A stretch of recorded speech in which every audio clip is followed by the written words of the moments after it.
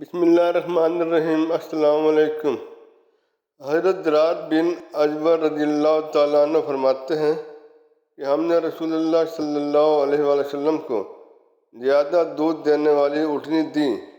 میں اس کا دودھ نکالتا تھا۔ جب میں اس کو اچھی طرح دھوتا، آپ صلی اللہ علیہ وآلہ وسلم نے فرمایا، ایسا نہ کرو، دودھ تھنوں میں بھی رہنے دیا کرو۔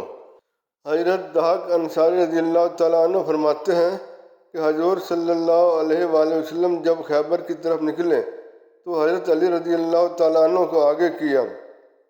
حضرت علی رضی اللہ تعالیٰ عنہ نے فرمایا، جو کھجور کے باغ میں داخل ہوا وہ امن والا ہے۔ جب حضور صلی اللہ علیہ وسلم نے گفتگو فرمائی تو حضرت علی رضی اللہ تعالیٰ عنہ کو آواز دی۔ حضور صلی اللہ علیہ وسلم نے حضرت جبرائیل علیہ السلام کو دیکھا۔ حضرت جبرائیل مسکرائے۔ حضور صلی اللہ علیہ وسلم نے فرمایا، آپ کیوں مسکرائے ہیں؟ حضرت جبرائیل علیہ السلام نے عرض کی، میں ان سے محبت کرتا ہوں۔ حضور صلی اللہ علیہ وسلم نے حضرت علی رضی اللہ تعالیٰ عنہ سے فرمایا، جبرائیل کہتا ہے کہ وہ تم سے محبت کرتا ہے۔ حضرت علی رضی اللہ تعالیٰ عنہ نے عرض کی، مجھے معلوم ہوا ہے کہ حضرت جبرائیل علیہ السلام مجھ سے محبت کرتے ہیں۔ حضور صلی اللہ علیہ وسلم نے فرمایا، جی ہاں۔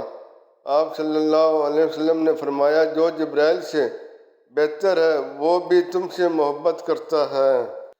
حضرت ابو امامہ رضی اللہ تعالیٰ عنہ فرماتے ہیں کہ حضور صلی اللہ علیہ وسلم نے فرمایا، استقامت پر قائم رہو۔ اگر تم استقامت پر قائم رہے تو اچھا ہے۔ وضو پر ہمیشگی صرف مومن ہی کرتا ہے۔ حضرت ابو امامہ رضی اللہ تعالیٰ عنہ فرماتے ہیں کہ حضور صلی اللہ علیہ وسلم نے فرمایا، جو اندھیروں میں چل کر مسجدوں کی طرف آتے ہیں، ان کے لیے قیامت کے دن نور کے ممبروں کی خوشخبری ہے۔